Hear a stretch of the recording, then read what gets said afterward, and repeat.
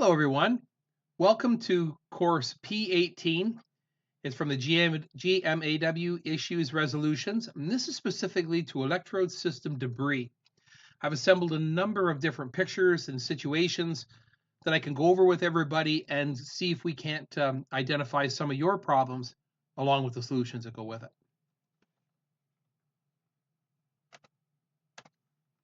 So first thing, the sources of this debris. And the electrode surface itself actually does have a bearing in how much spatter we have. We've all used probably different wires or different situations where the wire seems to be a little more spattery than some. Now the brand has something to do with it, but excuse me, it's not always what the problem is. There could be many others when it comes to friction. One of the things I'm constantly looking for is the conduit assembly scoring. When I have a problem with a wire and we suspect that it is actually the wire that's the problem, commonly I'll take a piece of wire and run it through the entire system and have it poke out of the contact tip and just inch it forward. Excuse me.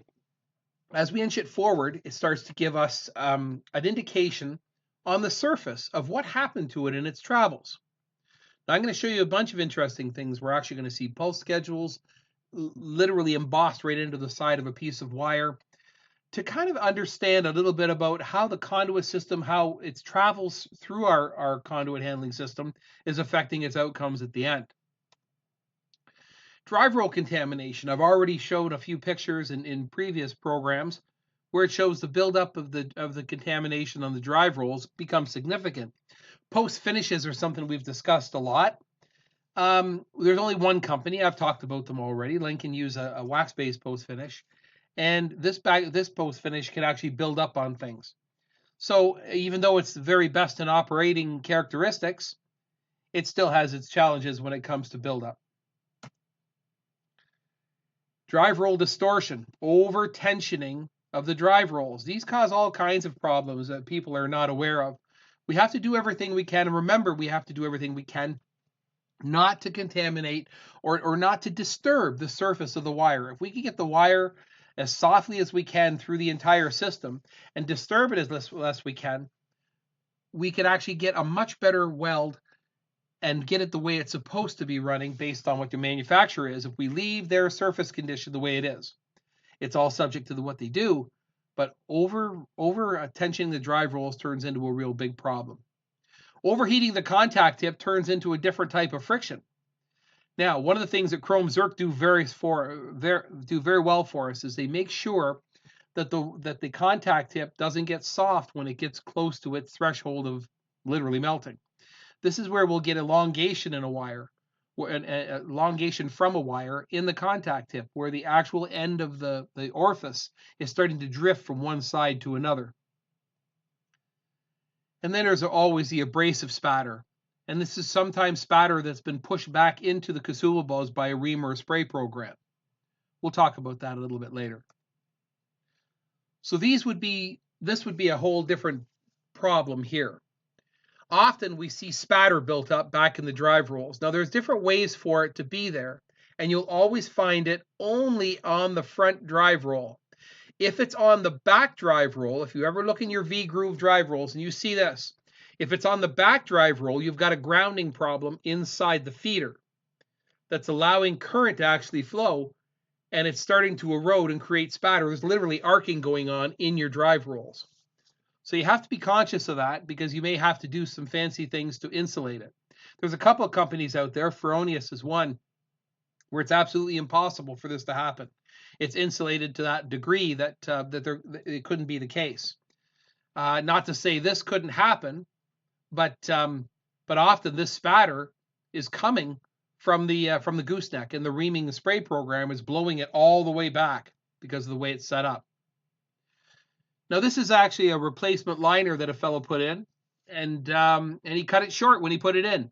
So it gave us all kinds of spatter and buildup inside the diffuser when he was trying to run. So always remember to be conscious of that whip liner. Make sure it's not short, right? Push it in before you cut it off. Sometimes they may give you those little tubes. Use them you don't know that distance is 5/8 of an inch, use it and make sure you get it correct, because it can't be short. The wire starts to bounce off all kinds of stuff in that diffuser, and this is what you end up with. Here's a great shot. I took this where they just couldn't keep this one particular robot running. And I said, guys, your conduit system is completely filled up with all kinds of junk and spatter. This is actually a cut section of the liner, of the wire liner, and so much junk was built up all through it. Now it got worse as you got closer to the nozzle, but this was clearly coming from a reaming program that was blowing so hard with such intensity that it actually blew spatter through the diffuser and all the way. It started to go all the way up the whip. So you got to take caution. I'm always looking inside. It's one of my first things to do is pull a diffuser off and have a look inside that wire, inside where the wire is supposed to be, and you can see where if there's spatter or anything other junk that is accumulating there. If you see anything, it's got to come out of there. Now this is your typical. This is a typical gooseneck. It actually is set up. This is for a Tergascus. Now this is one I pulled off the diffuser, and this is what I found. And I saw all this stuff in there, and I thought to myself, is that actually spatter that's baked on? There was a bunch of questions that should be popping through everybody's head right now. Where is that coming from? What is it? When I gave it one shot with brake cleaner, it actually came right off and clean, and also it was actually wet inside and cleaned it all off. This was all spatter spray. This was all spatter spray that was holding that in place. And once I put the brake cleaner to it, it just washed right off. So what that's telling me is, and I had to show the customer, I said, look, your spray program's causing part of the problems. If you actually get spatter into this particular zone, it can fall down, and the diffuser just lets it fall down till it gets down to your to the orifice holes, and might get blown out there, or it'll go down and fall all the way down and lay right on top of your contact tip.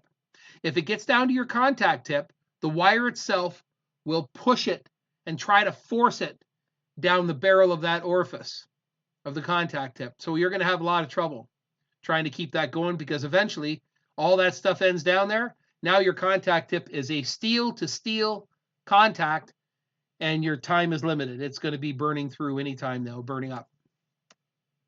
Here's a good look at the back end of contact tips. This is one of my first places to go, is to look at the back end of a contact tip. I might have mentioned in other courses that my first places, I love scrap bins because they don't lie.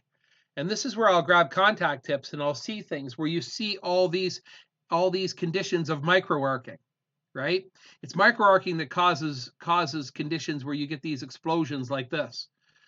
This company right here, this company does not believe in a post-finish. This is probably an important slide for you to see, because when we're talking about post-finishes, trying to get the wire to run properly, trying to give it good characteristics to operate, post-finish is critical.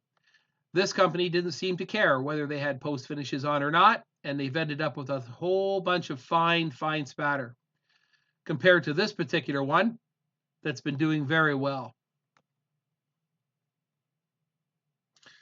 So here's a typical nozzle configuration, and you can see that there's a little bit of debris in here, but there's something else going on when it comes to handling this wire. And I want to point this out because this is probably one of the rarest pictures you'll ever see.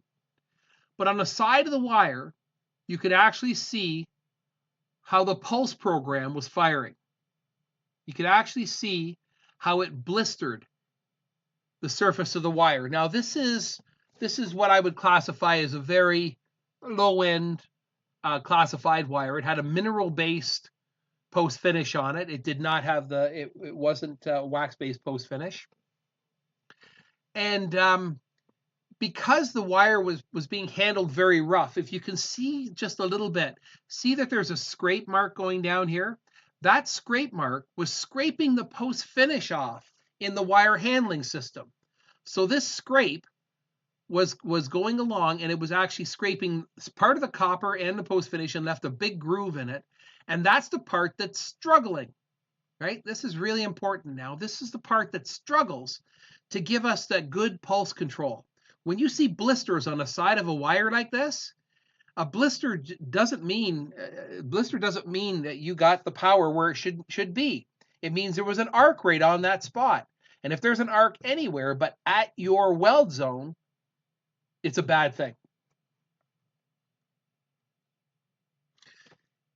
And this is something I call a lip. If you ever see a contact tip like this, the first place you should go is in the back of the contact tip and have a look in the back and see what's happening. Often, this is a condition where you get this big tongue that's sticking out here. Often this condition happens as a result of wire falling down. Do you remember the diffuser a few slides back?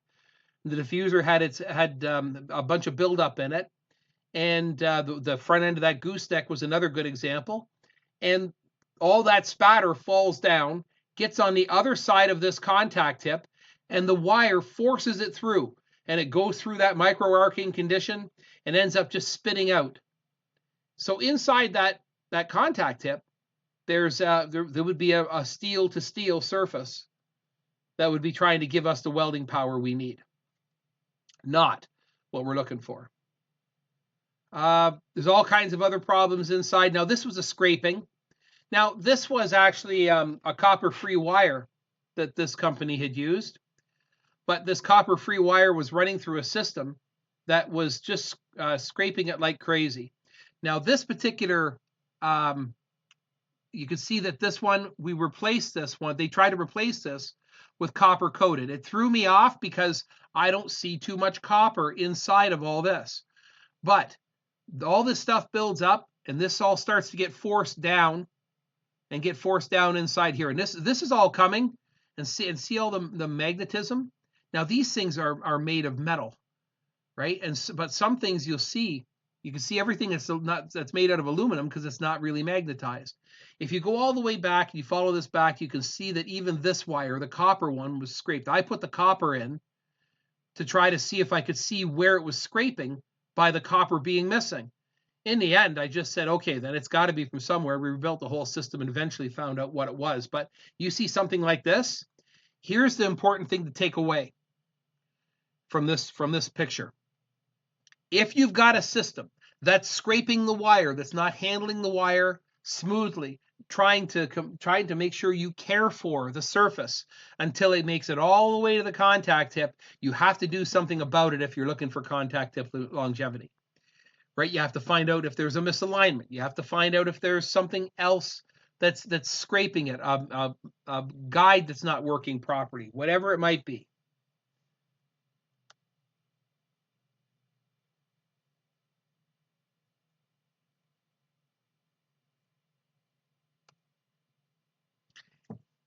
I talk a little bit about this post finish. I thought I'd give you a little depiction of what that post finish is. This is a drum, and this is an inner core of a drum. Most drum wires, especially fiber wires, have an inner core on them that makes sure it stabilizes the inside of the wire.